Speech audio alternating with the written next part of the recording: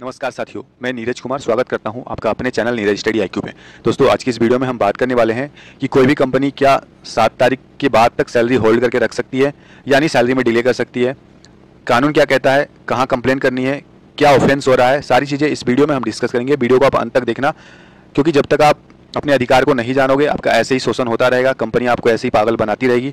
तो please video को आप अंत तक देखना, इसके बाद आप कंपनी से डरोगे नहीं, अपना हक मांगोगे, क्योंकि ये सिर्फ एक अन्याय नहीं, ये अपराध है। और आज हम आपको बताने वाले हैं कि अगर आपकी सैलरी 7 तारीख के बाद रोकी जाती है तो कंपनी के खिलाफ कैसे केस होगा, कौन सा कानून और क्या सजा हो सकती है। ये वीडियो सिर्फ जानकारी नहीं, ये वीडियो आपकी लड़ाई है। वीडियो को अंत तक देखना।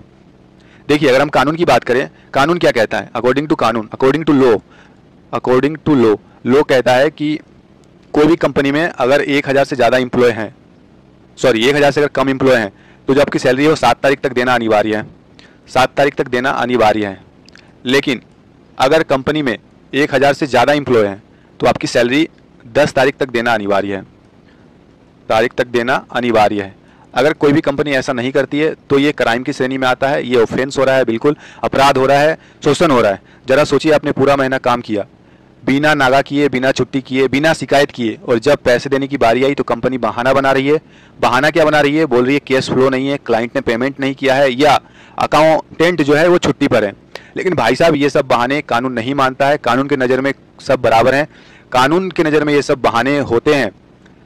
लेकिन अगर हम कानून की बात करें, section 5 of payment wages act के अनुसार अगर आपकी सैलरी देरी से रोकी जाती है तो कंपनी पर जुर्माना लगेगा, अधिकारियों को जेल हो सकती है। अब बात करते हैं कि मान लीजिए किसी भी कंपनी में अगर आपकी सैलरी रोकी गई तो उस कंपनी में कौन कौन दोषी हो सकता है।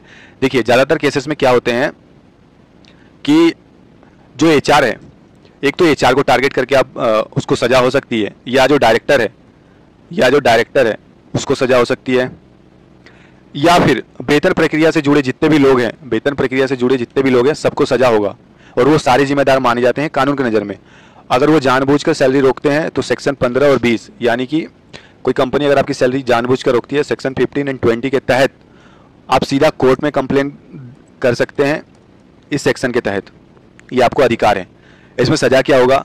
देखिए, अगर कंपनी इसका उल्लंघन करती है तो जुर्माना जो होगा 7,500 से लेकर 1 लाख तक हो सकता है। अगर बार बार गलती करती है तो 6 महीने तक जेल भी हो सकती है, या 25,000 रुपये तक का जुर्माना, या फिर दोनों हो सकता है। अब सोचिए, एक दिन की छुट्टी ली तो सैलरी काट लेते हैं, पर जब वो महीना भर सैलरी रोकते हैं तो हम चुप क्यों रहते हैं? दोस्तों, आप चुप मत रहिए, ये आपका हक है। जब आप चुप रहेंगे तो ऐसे ही शोषण करते रहेंगे, इनका मन बढ़ता रहेगा। बात करते हैं शिकायत कैसे करना है। सबसे इंपॉर्टेंट चीज़ है शिकायत कैसे करना है आपको। शिकायत करने के लिए दोस्तों आपको कुछ नहीं करना है। आज अभी के दौर पे सारा शिकायत ऑनलाइन होता है। सबसे पहले प्रोसेस क्या करना है? देखिए, अगर आप शिकायत करना है, सबसे पहले आप एक ईमेल भेजिए, अपनी कंपनी को ईमेल भेजिए। ये ईमेल आपके लिए बहुत इंपॉर्टेंट रहेगा, ताकि कल दिन कंपनी आप नकार नहीं सकती कि मेरे पास कोई ईमेल वगैरह कुछ नहीं आया। आगे ईमेल भेजिए सीधा सा पोलाइटली वे में, जिसमें आपको ये बोलना है कि non payment of salary as per payment of wages act 1936, एकदम पोलाइटली वे में बोलना है, ज़्यादा झगड़ा नहीं करना है आपको। इसके बाद 2 से 3 दिन में अगर जवाब नहीं आता है तो आप इंतजार करिए। अगर जवाब नहीं आता है तो आप इसकी कंप्लेन आप सीधा यहाँ कर सकते हैं, SHARM श्रम सुविधा पोर्टल, या फिर लेबर कमिश्नर ऑफिस में आप शिकायत दर्ज कर सकते हैं। लेबर कमिश्नर ऑफिस की जो नंबर है वो आपको गूगल पे मिल जाएगा। हर राज्य की अलग अलग हो सकती है। अगर फिर भी सुनवाई नहीं होता है तो आप ऑनलाइन RTI, यानी राइट टू इन्फॉर्मेशन का अधिकार है आपके पास, RTI दायर कर सकते हैं। RTI की पावर इतनी होती है कि मान के चलिए इससे MLA, DM, SP, यहाँ तक कि CM भी हिल जाते हैं RTI की पावर से। ये 10 रुपये लगेंगे आपको RTI फाइल करने में, जिसमें आप पूछ सकते हैं। संविधान में आपको अधिकार दिया गया है राइट टू इन्फॉर्मेशन का। आप पूछ सकते हैं कि मेरी शिकायत कहाँ तक पहुँची। चौथा स्टेप में क्या करना है कि मान लीजिए आपने RTI कर दिया, फिर भी अगर तब भी जवाब नहीं आया तो आप इंडस्ट्रियल ट्रिब्यूनल या लेबर कोर्ट में डायरेक्ट केस कर सकते हैं। अगर आप सहमत हैं तो आप एक लीगल एड यानी किसी एडवोकेट से आप मदद ले सकते हैं। ये तो बात थी सैलरी की। अब हम बात करते हैं, और भी सारी चीज़ें होती है जो कंपनियां प्रोवाइड करवाना अनिवार्य होता है, लेकिन वो नहीं करवाती क्योंकि हमें जानकारी नहीं होती इन सब चीज़ों की। देखिए, अगर हम बात करें बोनस, एक तो कंपनी का अधिकार होता है कि वो आपको बोनस दे, या फिर PF दे, या फिर ग्रेजुएटी, ये 3 चीज़ जो होती है वो मैंडेटरी होती है, किसी भी एम्प्लॉय को ये इससे वंचित नहीं किया जा सकता। पीएफ कंट्रीब्यूशन अगर कंपनी नहीं काटती है, जमा नहीं करती है, तो ये ऑफेंस होता है, ये अपराध होता है और इसमें भी उसको सजा हो सकती है कंपनी को। या फिर ग्रेजुएटी आपको नहीं देती है तो ये भी अपराध की श्रेणी में आता है, इसमें भी कंपनी को सजा या जुर्माना दोनों हो सकता है।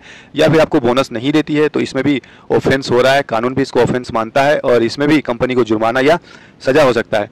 ग्रेजुएटी की अगर हम बात करें तो ग्रेजुएटी आपको 5 साल में एक बार देना पड़ेगा, यानी कि मान लीजिए 2020 में आपने कंपनी ज्वाइन करी लेकिन आप एग्जिट कर रहे हो 2025 में, तो ये 5 साल का कार्यकाल आपका पूरा हो गया। इस केस में आपका अधिकार बनता है कि कंपनी आपको ग्रेजुएटी दे। ग्रेजुएटी जो होती है वो फिक्स नहीं होता, वो कंपनी के ऊपर डिपेंड करता है कि कितनी ग्रेजुएटी दे। ज़्यादातर केसेस में होता है कि पूरी सैलरी का 70% आपको ग्रेजुएटी दिया जाए। बोनस, हर साल बोनस देना अनिवार्य है। अगर कंपनी प्रॉफिट में है तो कंपनी आपको बोनस से वंचित नहीं कर सकती, ये भी आपका अधिकार है। बोनस अगर नहीं देती है तो इसकी भी कंप्लेन आप दायर कर सकते हैं।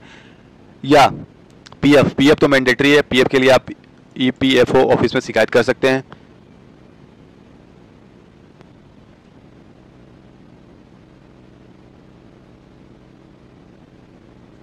आप चुप मत रहिए, ये आपकी लड़ाई है। जब तक आप आवाज़ नहीं उठाएंगे ये सिस्टम आपको दबाता रहेगा। आप अकेले नहीं हैं, लाखों लोग इस वीडियो को देख रहे हैं और सबका हक सम्मान से जीने का है। तो आप सम्मान से जिए, दब के मत जिए। इस वीडियो को शेयर कीजिए ताकि हर कर्मचारी को उसका हक मिले और नीचे कमेंट करके बताइए कि आपकी सैलरी रोकी गई है, क्योंकि अगला वीडियो उसी केस पर होगा। हम लड़ेंगे और जीतेंगे, क्योंकि ये सिर्फ नौकरी नहीं है, ये इज्जत की बात है।